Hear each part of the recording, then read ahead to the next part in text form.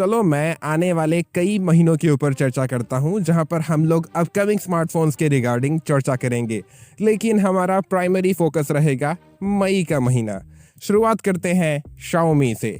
Xiaomi 17T series के phones launch हो रहे हैं मई के महीने में ग्लोबल मार्केट्स में। Xiaomi 17T, Xiaomi 17T Pro, लेकिन उनमें से Xiaomi 17T इंडिया के BIS सर्टिफिकेशन पे लिस्ट हुआ है और वो फ़ोन इंडिया में आएगा। इस फ़ोन के जितने भी एलिजिड स्पेसिफिकेशंस हैं, प्राइस रेंज होगा, लाइव इमेजेस, वो सारी डिटेल्स आपको दिखा दूंगा। Xiaomi के यही प्लान्स हैं। आने वाले टाइम में अगर कुछ नए प्लान्स आएंगे, कुछ नए फ़ोन्स आएंगे, मैं आपको थर्सडे टेक न्यूज़ में बता दूंगा। Xiaomi अगले महीने क्या करेगा या फिर उसके अगले महीने क्या करेगा, ज़्यादा वो फ़ोन्स लॉन्च नहीं करता है। Redmi करता है, पोको करते हैं। अच्छा चलो ठीक है, Redmi के ऊपर चर्चा करते हैं। Redmi अपने नए नोट सीरीज़ के स्मार्टफोन्स के ऊपर काम करना शुरू कर दिया है। किस्मत अच्छी रही तो हमें Q3 2026 में देखने को मिल जाएगा, मतलब कि जुलाई के आसपास तक चाइनीज़ लॉन्च देखने को मिल जाएगा। और रूमर्स ऐसे हैं इस बारी चाइनीज़ वेरिएंट से ग्लोबल वेरिएंट्स काफ़ी मैच करेंगे। नोट सीरीज़ के स्मार्टफोन्स की बात कर रहा हूँ। और यार इस बारी तो Redmi Note 7T Pro Max या फिर जो भी उनका नाम हो, वो काफ़ी अच्छे स्पेक्स के साथ आएगा। स्पेक्स अच्छे होते हैं, बस प्रोसेसर अच्छा नहीं होता है नोट सीरीज़ में। अगर वो अच्छा कर दें तो चार चांद लग जाएगा। एज ऑफ नाउ Redmi को लेकर यही इन्फॉर्मेशंस हैं। अगर आपको नहीं पता है मेरे भाई, तो काफ़ी बड़े बड़े सोर्सेस ऐसा कहे थे, रूमर्स भी उठे थे, पोको अपने महंगे फ़ोन को इंडिया में लॉन्च करेगा, बहुत महंगे फ़ोन को, आज तक का सबसे महंगा पोको का फ़ोन। लेकिन Xiaomi ने इच्छा जताया कि वो ऐसा ना करे। एलिजिडली ऐसे रूमर्स आए थे। क्या पता पोको F8 Pro या फिर पोको F8 Ultra का बात हो रहा था। अब हम लोग क्या कर सकते हैं, Xiaomi के अंदर में ही Redmi पोको आते हैं।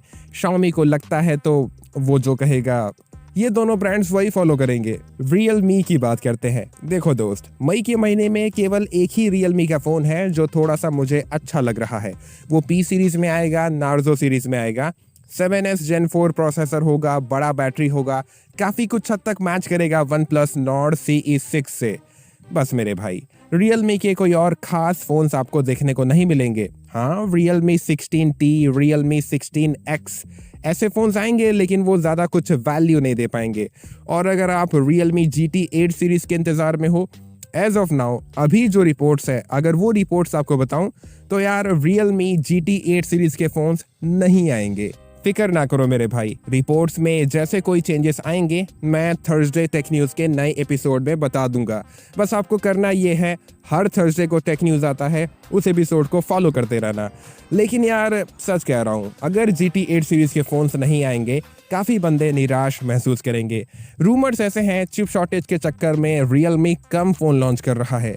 रूमर्स तो ऐसे भी हैं GT9 सीरीज़ में ज़्यादा फ़ोन्स देखने को नहीं मिलेंगे GT8 सीरीज़ की तरह, और ये चाइना में भी इम्पैक्ट करेगा। OnePlus की बात करते हैं। OnePlus Nord CE6, OnePlus Nord CE6 Lite, ये दोनों स्मार्टफोन्स मई के 7 तारीख को इंडिया में लॉन्च हो जाएंगे। सारे डिटेल्स आपको डिस्प्ले पे दिखा रहा हूँ, देख लो मेरे भाई। आपको प्राइस, स्पेसिफिकेशंस सब कुछ पता चल जाएगा, जो भी एलिजिड डिटेल्स हैं।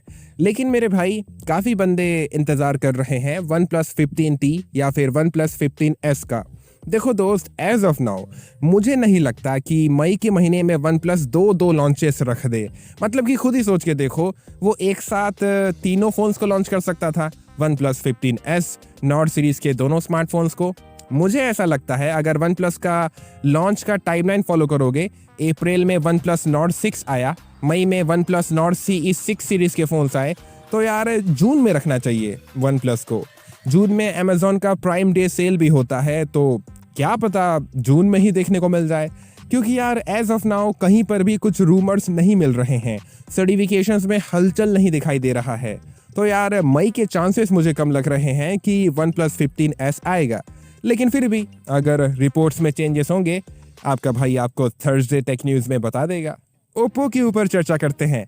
ओप्पो Reno 16 सीरीज़ के स्मार्टफोन्स मई के महीने में चाइना में लॉन्च हो जाएंगे। वैसे ही मॉडल्स देखने को मिलेंगे जैसे पिछली बार ओप्पो Reno 15 सीरीज़ में देखने को मिले थे। As of now Oppo Reno 16, 16 Pro के एलिजिड स्पेसिफिकेशंस आ चुके हैं, आपको दिखा दूंगा, देख लेना मेरे भाई। किस्मत अच्छी रही तो अगस्त के महीने के आसपास तक ओप्पो Reno 16 सीरीज़ के फ़ोन्स इंडिया में आ जाएंगे। अच्छा है, ओप्पो रेनो 15 सीरीज में काफ़ी अच्छे डील्स और ऑफर्स देखने को मिलेंगे। और यार मई के महीने में Oppo find X9 ultra, rumours ऐसे हैं ओप्पो फाइंड X9s भी इंडिया में आएगा। वो बात अलग है कि ये फ़ोन एज ऑफ नाउ अभी तक ओप्पो फाइंड X9 अल्ट्रा के तरह BIS सर्टिफिकेशन पे लिस्ट नहीं हुआ है, तो अभी कुछ कहना जल्दबाजी हो जाएगा। क्या पता अकेले ही Oppo find X9 ultra India में लॉन्च हो, लेकिन यार फिर भी हम लोग उम्मीद रखते हैं दोनों फ़ोन्स आ जाएं तो अच्छा रहेगा। कमेंट करके बताओ आप ओप्पो फाइंड X9s के इंतज़ार में हो। मैं आपको सारे एलिजिट स्पेसिफिकेशंस और प्राइस रेंज आपको बता दूंगा, देख लेना, सब कुछ आपको अच्छे से सारे डिटेल्स पता चल जाएंगे। मोटोरोला की बात करते हैं। मोटोरोला अपने G सीरीज के फ़ोन्स को बहुत ही तेज़ी से ग्लोबल मार्केट्स में लॉन्च कर रहा है, जैसे कि मोटोरोला G87 ये मई के महीने में इंडिया में आ सकता है। अगर कुछ और फ़ोन्स मुझे पता चलेंगे तो मैं आपको बता दूंगा, दिखा दूंगा डिस्प्ले में, लेकिन G87 एज ऑफ नाउ 99.99% कन्फर्म्ड है। मोटोरोला को लेकर यही इन्फॉर्मेशंस हैं। और यार मोटोरोला के जो बाकी फ़ोन्स हैं एज सीरीज़ के, Motorola Edge 70 pro plus, fusion plus, ये सारे फ़ोन्स इंडिया में नहीं आएंगे। CMF को कैसे भूल सकते हैं, हमारे काल भाई, माफ़ करना हिमांशु सर, ये लॉन्च कर रहे हैं CMF फ़ोन 3 प्रो को मई के महीने में। इनका CMF वॉच 3 प्रो इंडिया में भी आ जाएगा। प्राइस रेंज होगा 25,000 रुपीज़ के आसपास, और जो भी एलिजिट डिटेल्स है वो आपको दिखा दूंगा। वैसे ये कॉन्सेप्ट रेंडर है, एक्चुअल में फ़ोन थोड़ा सा अलग दिखाई देगा। इन्फिनिक्स के ऊपर चर्चा करते हैं। जैसा कि आपके भाई ने अप्रैल के अपकमिंग स्मार्टफोन्स के एपिसोड में बोला था, मई के महीने में Infinix GT50 pro global markets में लॉन्च हो जाएगा। ये ग्लोबल मार्केट्स में लॉन्च हो गया है, मई के महीने में इंडिया में आ जाएगा। लेकिन एक बात जान लो, इसका जो प्राइस रेंज होगा वो आपको डिसअपॉइंट करेगा। हालांकि फ़ोन अच्छा है, लिक्विड कूलिंग के साथ आता है, लिटरली आपको लिक्विड पाइप में दिखाई देगा, जैसे कि रेड मैजिक के गेमिंग फ़ोन में दिखाई देता है। इन्फिनिक्स काफ़ी मेहनत कर रहा है इस फ़ोन में। सैमसंग की बात करते हैं। एज ऑफ नाउ मई के महीने में सैमसंग क्या करेगा कोई इन्फॉर्मेशंस नहीं है।